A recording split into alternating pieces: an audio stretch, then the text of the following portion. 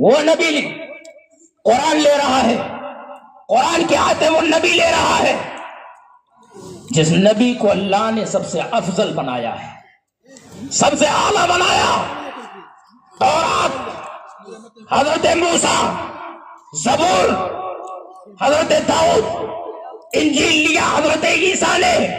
قرآن لیا مصطفیٰ جان رحمت نے، قرآن لیا آقا کریم نے۔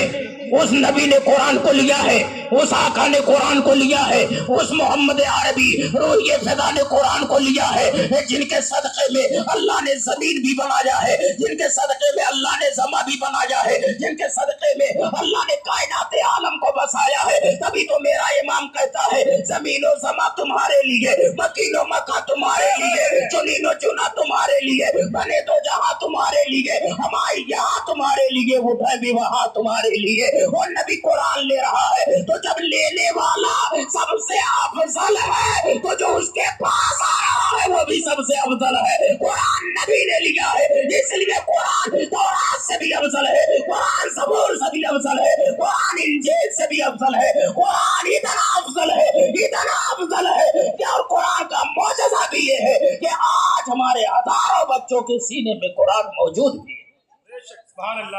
قرآن موجود بھی ہے۔ اور بحمدہ تعالی میں اس گاؤں میں بہت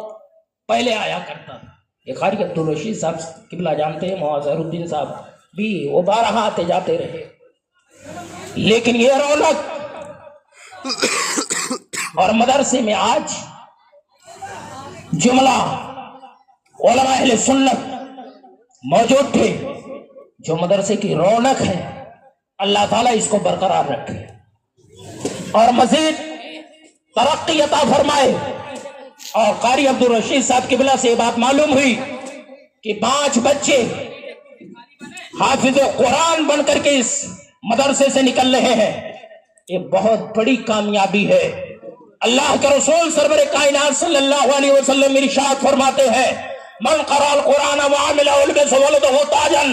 یوم القیامت ذوہ احسن ذوہ الشام۔ مطلب یہ ہے کہ مسلمانوں جس نے قرآن کو پڑھا ہے اس کا مرتبہ ایک طرف ہے، اس کا مقام ایک طرف ہے، اس کی عظمت ایک طرف ہے، لیکن یاد رکھو قرآن پڑھنے والے کے ماں باپ، قرآن پر عمل کرنے والے کے ماں باپ کی عظمت کیا ہے؟ جس نے حفظ کر لیا ہے اور اس پر عمل کر لیا ہے اس کے ماں باپ کا مرتبہ یہ ہے کہ نبی کونین فرماتے ہیں کہ میدان محشر قائم ہوگا۔ کون سا میدان محشر؟ دنیا جان رہی ہے، علماء آپ کو بتا رہے ہیں وہ میدان محشر جہاں پر